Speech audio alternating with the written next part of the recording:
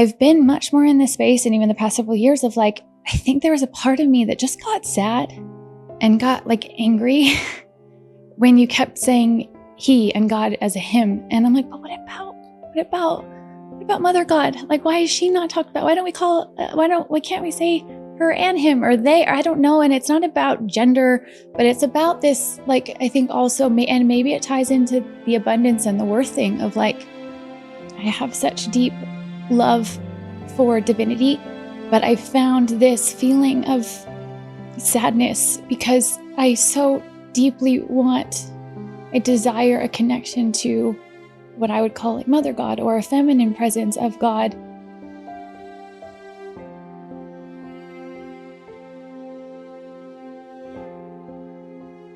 Rachel, it is so good to see you. Oh, I'm so happy to be here, Mark. I remember the first time we met, and there's something about the way that you present yourself that just lights up a room, right? And so I wanted to acknowledge what a beautiful presence you have. And one of the things that I really love is how everyone who comes into your presence feels better. Like you have a way of like lifting people up. You know how powerful that is, but it's like a superpower. So I'm so glad you're here. Mark. Thank you for sharing that with me. It's actually something when I was sitting listening to, so I've gotten to listen to the past couple episodes that you've recorded that have been so powerful. And I was tuning into, I'm like, okay, God, like what do I really want to go into? Life has been such a whirlwind recently in the most beautiful way. So many really divine challenges have come into my life that have really woken me up. And I feel more aligned and connected than I felt in a really long time. And it's just like the best gift. I have found myself, literally I was sharing with Amelia the other day, I was like by myself because he was out of town, and I was just having this moment with me where I was like singing and dancing around the house and just like was feeling my heart beating and just being like, wow, I love who I am right now. Like I love me and I love the little me, and I feel so connected to all versions of me because of a lot of the work that I've been doing recently. And so much of it came from a really, really, really hard challenge for me, which was I woke up a couple weeks ago and I was in so much pain in my hip that I couldn't walk. Like, I saw something on social media about that. Yeah. I just was in so much pain, and it's a catalyst of things that happened that caused that, but I don't really even care what caused it. I'm so grateful for it, even though it was such a hard thing to go through for me, because anyone who knows me, movement is my medicine. It is what I'm so connected to, but also something I think I've struggled with for most of my life is a lot of body image stuff. And I've gone through many different variations of, I feel really better about it. And then I'll kind of dip down, and then I'll start thinking about freaking out about getting older, or like wrinkles on my face, or my body doesn't look as thin, or what, all the different things. And I've healed so much with that. And even though I've done so much different work on that and I've come so far, something about not being able to use my body in the way that I love doing, like dancing or walking or movement, just woke me up of like, wow, just any day that I get to walk is such a freaking gift. And I don't know, just through so much of that work. And I remember sharing about it on social media, and a comment that really stuck with me was, some adversity is really good for the soul sometimes. And I just felt God, because I had been kind of feeling disconnected. And I know why I felt disconnected, because I was really stuck in my judgments. And I think I really started to be really freaked out about getting older. And I started associating my looks as my value. And especially as an actress, I've battled with that a lot, of like somehow associated to my value is the way that I look, and starting to feel like if I don't look as beautiful anymore, then I'm not as valuable. And I also started associating that with how much money I was making, and this like different money blocks in association to my value. So one of the things when I initially was thinking about where I wanted to go today was a big goal of mine is to abolish any money blocks, because I realized that the last year I really battled through. I had really low self-confidence, really low self-worth. And through a lot of this pain that happened and lots of different situations in my life recently, I feel so much more connected. I'm like, wow, I have that confidence is back again. That worth is back again. But that worth is coming from a very different place. It is this like divine connection. And I'm still open for if there's anything else that is there. I just want it to be and ready and willing to accept all the abundance and be more in a space of not feeling this block when it comes to asking for more. Or I think also as an actress, there's been a lot of, even in the industry, just rates going down, people getting paid a lot less. I've gotten used to lower paychecks or people being like, oh, we can't afford that, and just accepting less because I just want to work. I just want to be creative. And I love creativity so much. And I love being with people. And so sometimes I'm like, well, I would do that for free. But I also am like, no, but I am so talented and I've worked so hard to become who I am. And I know that those are such valuable things. And even like you said, I've had that reflected back to me a lot of like, do you know how powerful you are? And sometimes I do. And sometimes I really don't. And so there's that. And when you guys were talking about in the last episode with Justin and Emilio, I've heard you say many times God as a he. And while I grew up in a very Christian, I grew up Mormon, and it was a very rigid, structured religion. And I always associated growing up God as my Heavenly Father and Jesus Christ. But in healing through a lot of my religious traumas that I've worked on with you a lot, I've been much more in this space. And even the past several years of like, I think there was a part of me that just got sad and got like angry when you kept saying he and God as a him. And I'm like, but what about Mother God? Like, why is she not talked about? Why can't we say her and him or they? Or I don't know. And it's not about gender, but it's about this, like, I think also, and maybe it ties into the abundance and the worth thing of like, I have such deep love for divinity, but I found this feeling of sadness because I so deeply I desire a connection to what I would call like Mother God or a feminine presence of God, because most everyone in my life has talked about it as a masculine.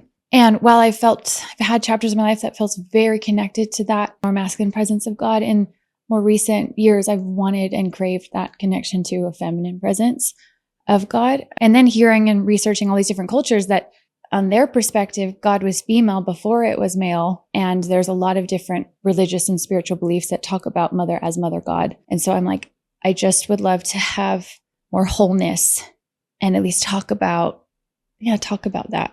There's two things that you're talking about. One is that ability to step into your value and receive in alignment with the way you'd like to be valued rather than what's happening today. Right. So, and that would be monetary specifically.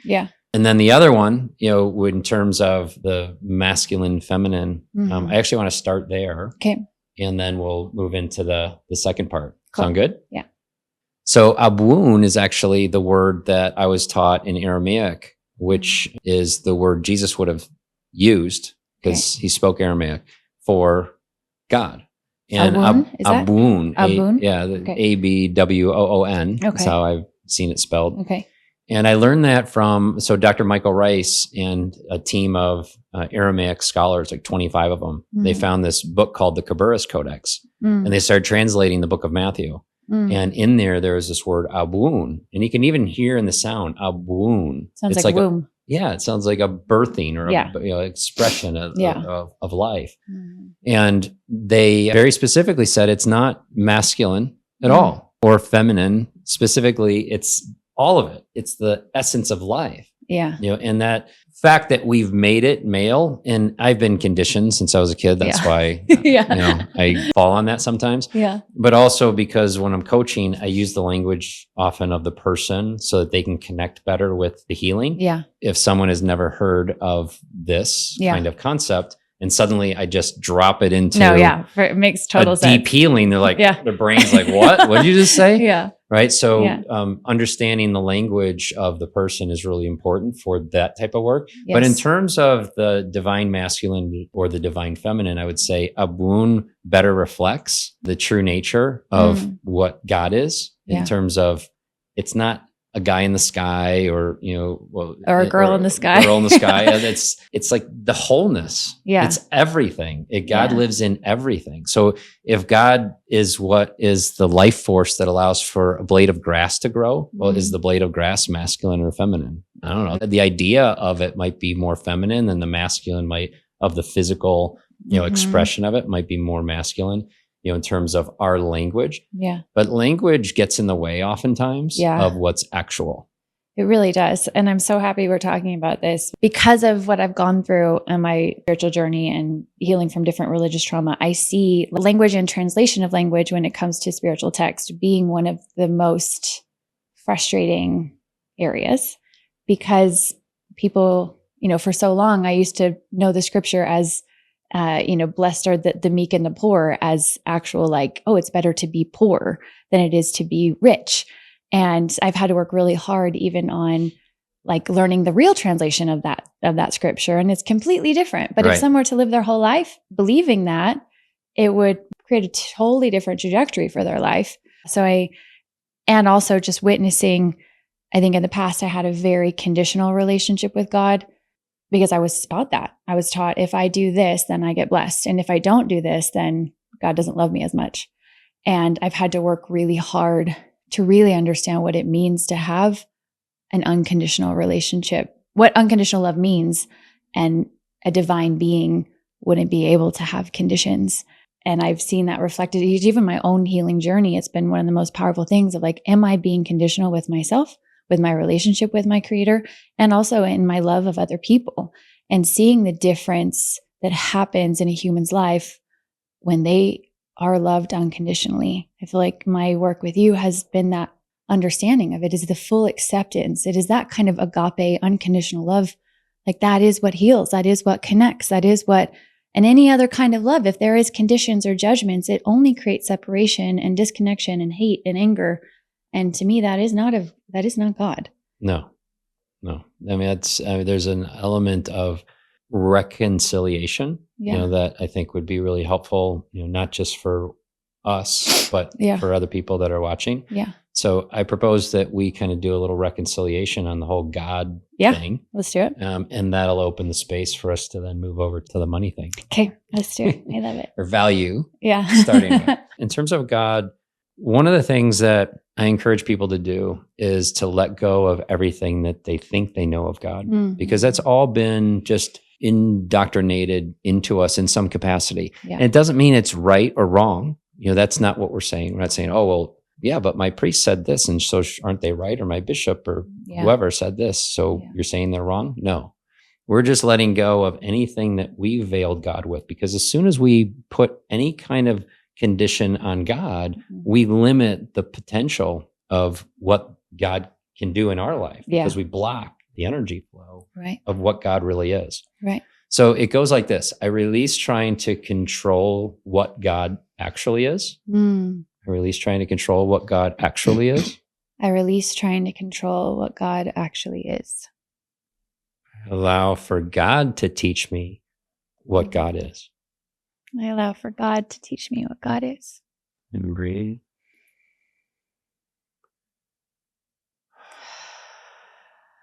Okay, so now you're in an energetic space that I would call aligned. All right, so you're right there. So now you're going to ask a question, and I'll give you a prompt, and you can change it if you want, or just go with what I share. And then you're going to listen for the answer. You're just going to wait. Okay. Right. And this is a situation. If anyone tries this at home, I know, Rachel, you've got this, but if anyone tries this at home, just let your brain know by telling it like, hey, brain, this isn't for you to answer. You don't have to jump to a conclusion. You don't have to react. Just allow for the heart to open so that God's answer can be heard. Right. And you can just allow that by saying amen. Right. And you're accepting it. Amen. Okay. I accept that. Right. And then the brain will start to back off a little bit. And so, Rachel, ask a question, something like this. Hey, God, is there one thing that I should know about you that I don't? Hey, God, is there one thing I should know about you that I don't? And just breathe and wait.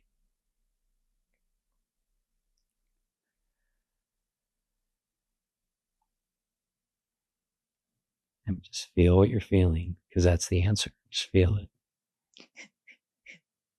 Keep your breath open.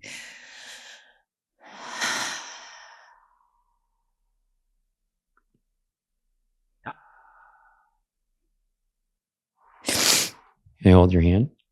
Yeah. There you go. Hey, just let that settle in. You got it. You got it. But you look beautiful with your tears. All good. I love tears. And you don't have to share anything because it's your experience. And sometimes it actually takes away from the experience to put in words. But if there were any words you want to share, I want to give you the space to do so. But don't feel obligated. Because anyone listening, they'll have their own experience if they try this. Yeah, like any spiritual experience, I feel like words are very limiting. There were some But sensations you felt. Oh, yeah. I mean, just the most beautiful and powerful feeling of just being wrapped in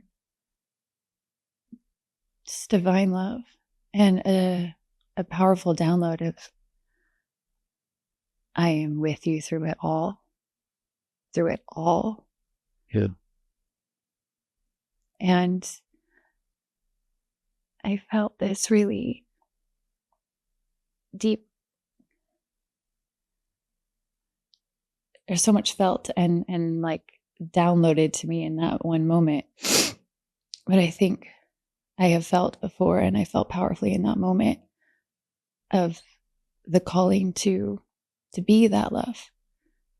Yeah. And to continue to share that kind of love that is that agape love, that is that unconditional love, and to be an embodiment of that, and to show the world what can happen when you just love like that, without judgment, without condition. And yeah, through all my life, like I went through what I went through with my religious experience so that I could have this deep understanding and love for humanity. Like I love people so much, and I can see in their pain, I can see in their struggle, and I can go to anyone that has been through anything and just love them regardless, without any sort of judgment that I would have never been able to have if I wouldn't have gone through all the really hard things that I've gone through. And I'm so grateful for that, because it's like the best gift. It's like the best gift. I feel like I have like the richest life. I'm surrounded by so much love that I craved for so long growing up, because I always felt this disconnection. I feel like through all of my pain and struggle, but my one prayer my whole life has just been like, God, I just want to know you. Like, I just want to know you. Like, who are you really? Because even though I felt like there was these parts that I knew before, it always felt very conditional. And I created, programming and the stories that I believed about God. I grew up with so much shame and guilt that I had to learn was actually not God at all. That was old beliefs, old stories. Yeah. And I feel this deep calling to do my very best to embody that love so that people could hopefully experience a different, exactly what we just did here. Like not what they think God to be because of any sort of programming, but because of what they learn for themselves. It's important to recognize, and if you see what's happening, with you here, right? This beautiful experience and the overwhelming emotion and that awareness, like, yeah, this is what to be. Yeah. And how many people in the world need to remember that is what they're called to be as well. Yeah, we all are. Yeah. And that's what the Old Coalition's all about. I mean, that's the point of doing the podcast, and it's the point of the Lowly Prophet and the other books that are coming. It's like doorways and keyways to help people reconnect with the true nature of what God is, not what they were told or what's written in one book or another book, but to really connect, the way that Jesus taught, like, hey, you can have this very real relationship, such that I and my Father are one. I mean, that was one of the most profound statements in the Bible that he gave to us. Like, wait, we're called to that. And he said, like, if you wait for the birds to get there, you'll never get there, right? It's like, accept it. And I saw today you dropping some things and just experience it. Not that you've never experienced that before, because I know you have, but to experience it again, it's like, oh yeah, I remember. Yeah. And that's what's happening. It's a remembering. And when we all remember, then we will treat each other better, and we will recognize, well, we're parts of one body. Yeah. You're an actor and an entrepreneur and producer and all these, cool things. It's like, yeah, that's awesome. And yet we also need people who can grow food, and we also need people all who the can, like, things. there's all the parts. We need all the things. I do feel like sometimes I can get really stuck. And I feel like last year when I was really struggling through a lot of like really low self-worth and self-confidence stuff, it's whenever I beautifully grew up in like the perfect design for all that I needed, I guess. But I have a lot of my family they're all scientists and very like any sort of, unless it can be like double blind studied and absolutely proven as fact, it's like, well, then that's not real or it's not true. And so I have this side of me that gets those parts come up. I'll have that side. And then I have this other side that's like, there's so much more. Yes. And there's this too, and they can coexist. And I always look at what actually heals and helps someone, like what actually feels this connection, this love that has healed traumas that I've been through that I didn't even know I would ever heal from. It wasn't anything else other than honestly love, like divine love. And God heals all. That heals all. That has no conditions, but complete acceptance. Yes. And which is you accepting. Which is me accepting. Yeah. The love to come into it in the first place. When you would, right? Think of the times, I've been there a few times, and any time where there was a block, it's like, we're recognizing that, hey, it's our job to say yes. We have free will. Yeah. And if we hide and block and say, oh, I can't look at that one because that's so bad, well, then we create this distortion and it shows up. Yeah. Well, what you're demonstrating in your communication and your actions is that, hey, I want to be that. Yeah. Which I am called to be, which I am created to be. I want to be authentic to that. I want to strip everything away, anything that doesn't belong, and allow for the fullness of self in God to show up. Is that correct? 100%. I often just feel like I'll look at life and just be in awe. And I think ever since I was young, just want to squeeze every ounce that I possibly can out of it and see it as this really, really, really precious gift. So let's shift to value, because you're right there. You're like right ready to go. Yeah. Yeah. Yeah. Let's shift to value. Let's shift to value. I think finishing that phrase of just, for so long, I struggled really hard because I always looked for God outside of me. And it was always that person in the sky. And I remember the first time I had someone say, it's in you, was very hard for me to grasp. And I also correlated that with like, I was always kind of waiting for someone to come save me instead of realizing that, or get answers outside of me instead of really learning how to trust me. Yeah. And that God was in me and I could find all the answers there. And I think even in the shifting to value and owning my value, part of it is still that. It is that deep trust that I can go within and find answers and value. And I don't need someone else to validate me or tell me that I'm beautiful or tell me that I'm deserving or tell me that I'm a great actress. Like I can just own that. And there could be many. Yeah. But there's two like distinct value equations. Yeah. So let's just say that there's the part of you that has felt undervalued because you've undervalued who it is that you are. Yeah.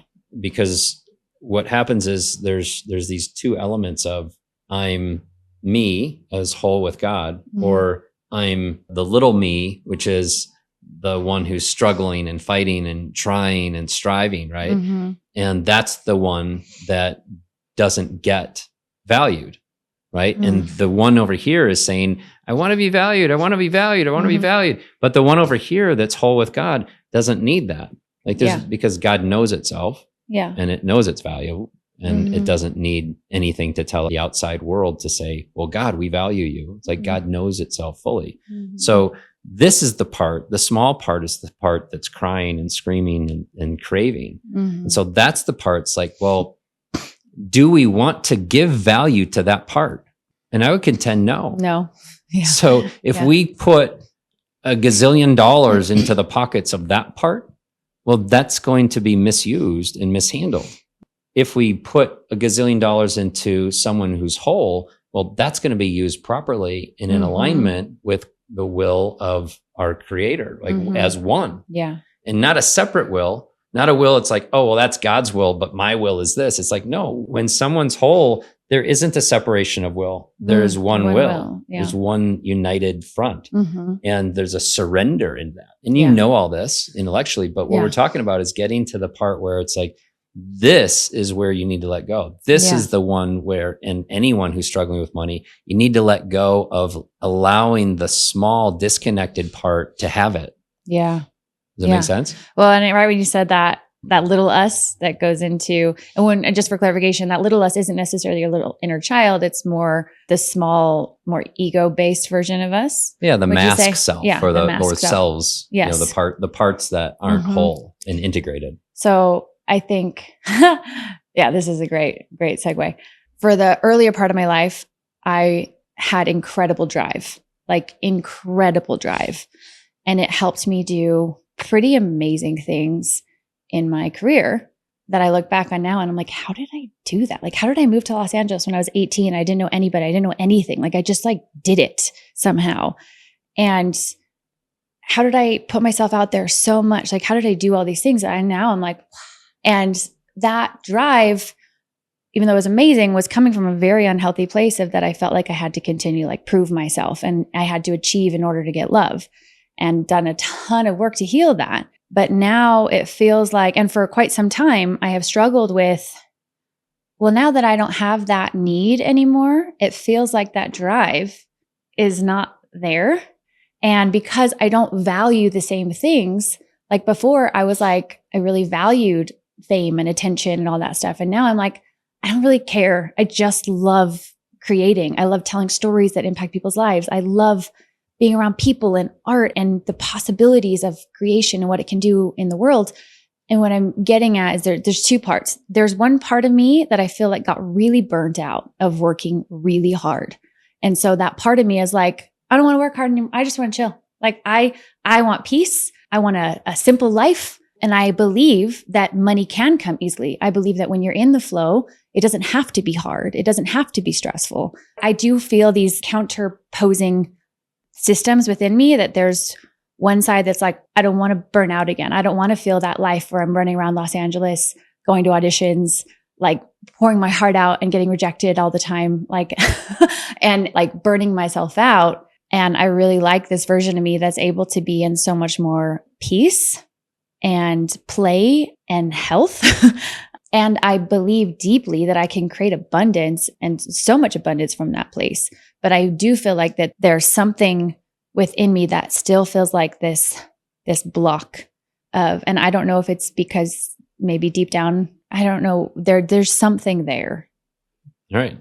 Okay. Ready to let's heal go that? in. Yeah, let's go. I'm ready. I am so ready. All right. So there's two aspects of healing this. So there's one which is in you, right? Yeah. And then there's the other which is in the relationships around. And so what happens in you is, we can clear that right now. In the relationships around, what happens is, if you feel in your power, in your wholeness, that you have to, save and protect or make someone feel okay or something like that, which is world attachment again, you're still trying to get something, then that can actually also diminish someone's potential for what otherwise would be flowing into their life. So I'll share first, we'll do the first one, and then we'll shift to the second one, so that you can learn to sustain your energy independent of whoever's around you. Oh yeah, that would be Right? that would be great. Because then what happens is you become a magnet where your ship can sail from the standpoint of the earning potential, and others can then adjust into your energy field rather than pulling you back, or not. And they're not even pulling you back. So it's not about them. Yeah. But you're letting yourself stay stuck by letting those attachments have importance. Yeah. And there's a fear like, oh, well, if I do that, then it's like, well, no, none of that. Yeah. You go, and then they'll adjust or not. And allowing for that, so that the people who want to perform the way that you do, that want to live the way that you do, are going to start to come into your life, and you'll then co-create what you need to from that point. Okay, I love that. Make sense? Yeah. Now, everyone in your circle can all do that, Yeah. together. Yeah. And that's a beautiful thing too, when people say, hey, yeah, I want to do that too. Let's do it. Yeah. All right. So the first part, and so anyone who's listening to this can do it as well, because this is not just for you. Yeah. But it's to Let's go. disconnect. So the first part is to recognize what we just recognized, that there's this pure aligned self that's whole with God. Mm-hmm. And then there's this little self that's like, doing its thing, in the world, like attached to things. So I cancel all attachments to world financial need. Can I put beauty in there too? Because I think I need to put Sure. beauty in there as well. Because it's like my association with like so much of my life I've gotten paid for I've created the story that it's because of what I look like. And I want to also include that and get rid of that. Absolutely. I release the need to earn based on looks. I release the need to earn based on looks. And just because other people did that doesn't mean I have to. And just because other people did that doesn't mean I have to. I'm going to do it my way. I'm going to do it my way. Breathe.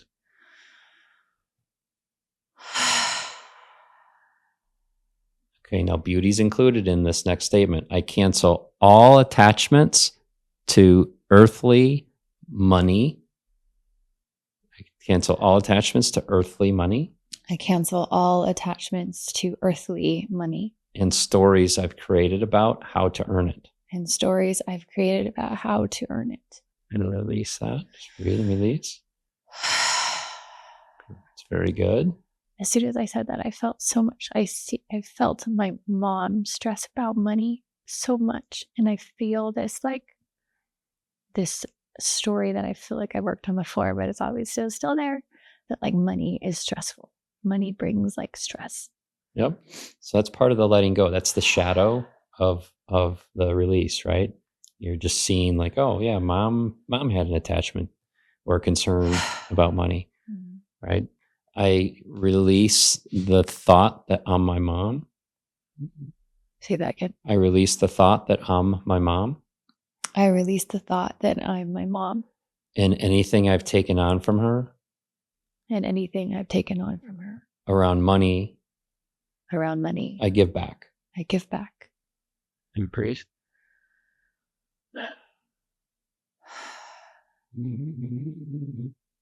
We try to save our parents sometimes, because we're pure love. We come in as pure love. And, that's a natural thing to want to protect our parents from their pain.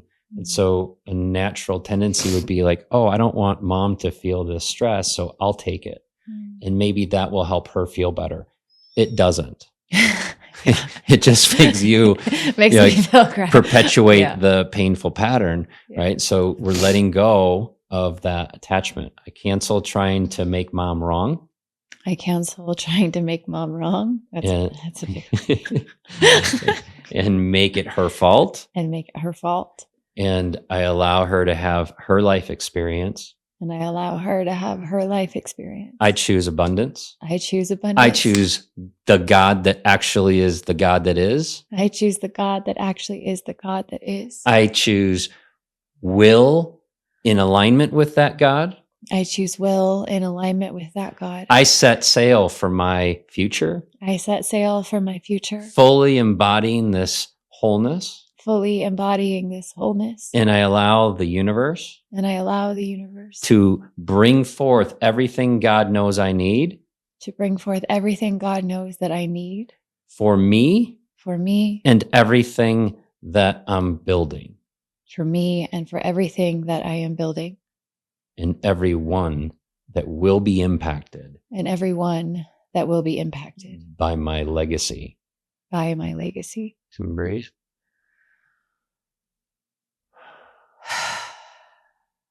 Okay, now you're shifting energetically. I can feel it over into that aligned, abundant state, okay? There's just one little piece, and that's the group. I allow myself to set sail with or without the people in my life. I allow myself to set sail with or without the people in my life. And allow them to join me. And allow them to join me. and I will lead and I will lead first, first, and I will wait and I will wait and allow for them to come with me. and allow for them to come with me. And I cancel any need to figure it out. And I cancel any need to figure it out. There you go. And I invite God to drive. And I invite God to drive. And when you're doing that, you're inviting God to be whole in you as the fullness of how God can be in us, right? We are the arms and the legs and the mouthpiece and everything of Christ. St. Teresa said that, and I love it. You know, Christ has no body now but yours. And so when we allow for the transformation that Jesus taught, we enter into this union relationship with our Creator, with our God, with that which he called Abun, right? Because he didn't have the word Father. He called Abun. So it's like, I and Abun are one, right? You and Abun are one, right? And not in a brain intellect standpoint, but it's like, hey, God, show me how I can be whole in this always, right? Yeah. And just say amen. Amen. Because that's the request. Like, hey, how do I be in this state all the time? Yeah. How do I be in this state all the time? Show me. I'm ready. I'm willing. I am ready. I'm so willing. So what that means when someone says that, the reality is there's parts that need to come and be restored, right? Reconciled in us that we might have cut off. You mentioned judgment earlier. Yeah. We might have cut off. We might have said, well, that person's bad because, they wear their hair this way. It's like, well, okay, as soon as that's thought, right, it's got power. Yeah. Right. As soon as that's said, it has even more power. Yeah. Right. And then we might act on it by, don't want to talk to that person because of, the hair thing. Yeah. They have pink hair. Yeah. Yeah. It's like, But like, okay, well, all that person's doing when they're judging is cutting off that life force of God to themselves. Yeah. Because everyone, if we were all whole, we would all see that God lives everywhere. Everywhere. God's all over the place. Always. Yeah. There's the space in between us. God's in the space. God's in everything. Everything. Yeah. Well, and it's so beautiful that you said that, because when I look back at last year when I felt really, really stuck and disconnected, I was always in judgment. I would see even videos of my younger self doing these things, like being so free, and I judged the shit out of her. I was like, oh, like, what was I thinking? That was dumb. Little. And now I look at those same exact videos, and I'm like, she's such a badass. Like, she's amazing. Yeah. And so it's just crazy what judgments are. I love the statement that judgments make us blind, deaf, and dumb. I like that. And so anytime I am in judgment of myself or others, I'm like, blind, deaf, and dumb right now. Yeah. And it helps me kind of, recalibrate. So anyone who's listening, if you had one thing that you wanted to share with people about your experience with being at one with God, because I know you're there a lot. Like, what is it you tell people? It's so beautiful. Like, it's so beautiful, and there's space for it all the pain, all the love. It really is a feeling of a wholeness that I feel like all of us are seeking and craving. I know I have been my whole life, and that it's possible for every single person to feel that wholeness, and it's worth the work. It's worth the journey, and every single thing, every single part of my journey, looking back on it now, I'm like, oh, I see exactly why I had to go through that. Like, that seemed like the hardest, scariest thing, but it was the best thing. Like, it's the only way I could have learned that lesson.